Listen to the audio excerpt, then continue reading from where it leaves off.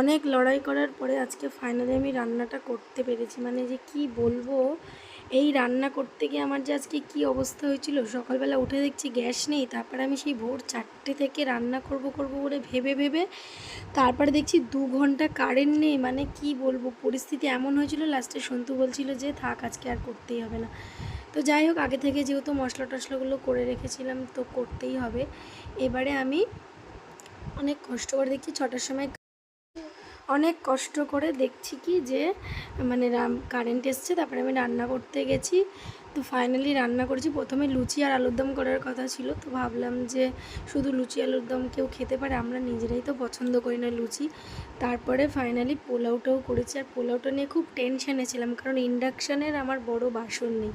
এবারে এতটা চাল আমি কিভাবে রান্না করব, জল মানে কড়াই অনুযায়ী চাল হয়ে গেছে বেশি, এবারে নাড়াতে পারছি না। মানে তো যাই হোক, একটা মানুষকে খাওয়াবো বলে ভেবেছি, তারপরে যদি সেটাকে না খাওয়াতে পারি রান্নাবান্না করে, সেই লোকটা কী ভাববে কে জানে বাবা।